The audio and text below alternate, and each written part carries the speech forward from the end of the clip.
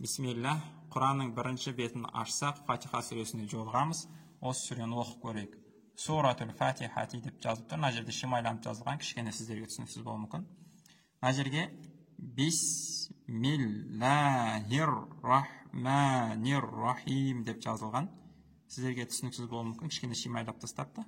Мына жерден бастап оқып бастай берсеңіздер болады. Осы жерден бастай беріңіздер. Әл-хамду. Әл-хамду. Мынау ә деп оқылады. Мынау жебенің ұшы сияқты тұр ғой. Біз өткенде Құраннан мұғалім сәнеден өткенде домалақ белгіні өтіп едік қой.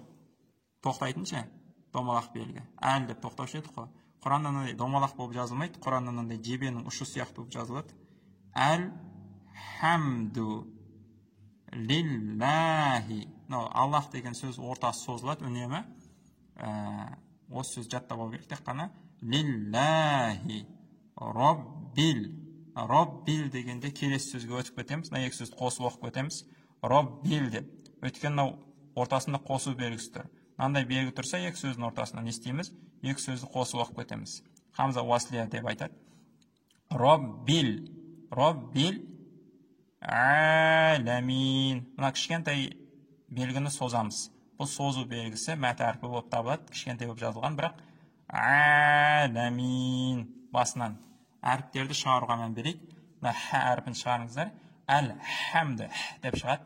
Әл-хамду лиллахи роббил. Мына айнды шығаруға мән беріңіздер. Роббил аламин.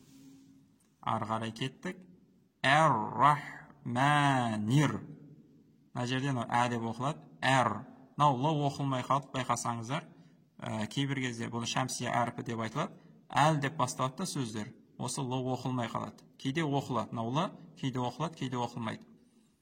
Ережесін оны кейін өтеміз. Бірақ сіздерге бір подсказка беріп кетейін мен, бір ишара беріп кетейін.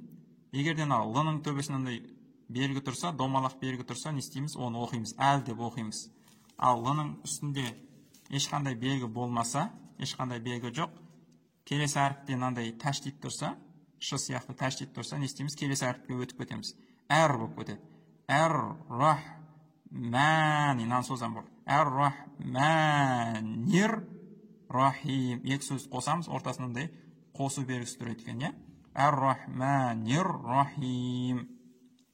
Ары қарай. Мәлики. Мынаны созамыз. Мәлики.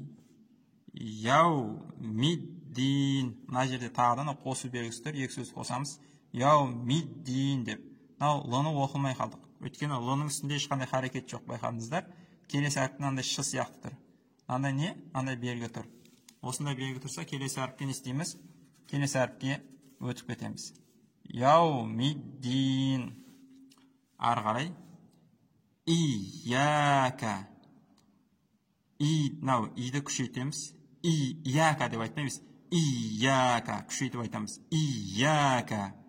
Ияка. Нә'буду. Айны шығарамыз. Нә'буду.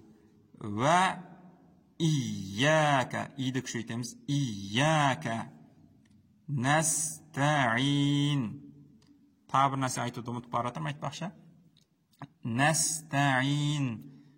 Сөздің соңынан андай харекеттер оқылмай қалып жатыр, байқайсыздар. Өйткені сөздің соңына тоқтаған кезде сүкін болып тоқтаймыз. Настаин. Настаину демейміз, настаин дейміз. Мына жерде рахими демейміз, рахим деп сүкін болып тоқтаймыз. Яумиддини демейміз, яумиддин деп не? Тоқтаған кезде сүкін болып қалады екен. Тоқтаған кезде не істейміз? Әріптерді осындай сүкін болып оқимыз. Ары қарай. Дина. Мына жерде кәсірағы оқимыз. Мынау белгі кейбір кезде ә болып оқылады. Әл-хамду деп. Мына жерде әр-рахман деп. Кейбір кезде и болып оқылады. Дина деп. Не үшін екенін оның тәжвид қағидаларына келгенде өтеміз, иншалла. Қазір мен оқығандай оқи беріңіздер. Дина. Мына х-ны шығарыңыз. Их деп айтпаңыз. Их емес бұл. Кіндіктен шығады. Их деп айтпаңыз. Деп айтамыз. Динәс. Динәс. Мына жерге қосып кетеміз. Қосу белгісі тұр. Мынау белгі тұрса, не істейміз? Андай белгі тұрса, екі сөзді қосамыз. Мына сөз бен мына сөзді қосып кетеміз. Ихдинас. Мынау л оқылмай қалады. Не істейді? Мынау л оқылмай қалады. Мына с-ға өтіп кетеміз. Өйткені с-дан андай белгі тұр ғой. Осындай белгі тұрса келесі әріпке өтіп кетеміз деп едік, л-ны оқылмай. Ихдинас сиратол. Сиратол. Мына жерде л-ны оқимыз. Міне, л-ның төбесінен андай белгі тұрса, л-ны оқимыз. Әл деп басталатын сөз ғой. Әл деп басталған сөзде л-ның төбесінен андай белгі болса, л-ны оқимыз.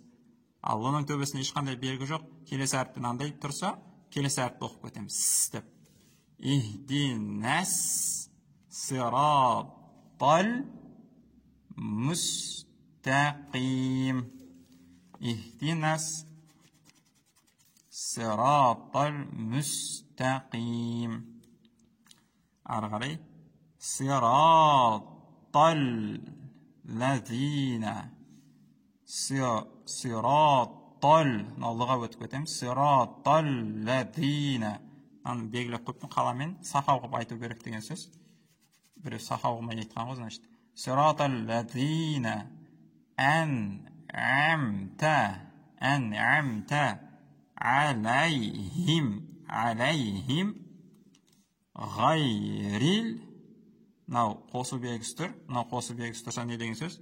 Екі сөзді қосып кетеміз деген сөз. Ғайрил деп қосып оқып кетеміз. Л-ның төбесінен андай тұр, көрдіңіздер ме? Л-ны оқимыз. Әл деп басталған төбесінде, андай Л-ның төбесінен андай болса, оқимыз Л-ны. Ғайрил мәғдуби алейхим вәләб. Мына қосылып кетеді. Вәләб деп, мына Л-ға кетеміз, Д-ға кетеміз бірден. Вәләб доллин. Андай толқын белгі тұрса, ұзақ қып созамыз. Вәләб доллин. Ұзағырақ не істейміз? Созамыз. Бұны не үшін ұзақ созатынымыз тағы да тәжвид қағидаларына келген кезде иншаллах өтеміз. Міне осындай Фатиха сүресі. Енді басынан бастап тез-тез оқып көрсетейін. Тез-тез оқығанда қалай болады? Бисмиллахир-рахманир-рахим. Алхамдулиллахи раббил аламин. Ар-рахманир-рахим. Малики яумиддин. إياك نعبد وإياك نستعين اهدنا الصراط المستقيم صراط الذين أنعمت عليهم غير المغضوب عليهم ولا ضالين.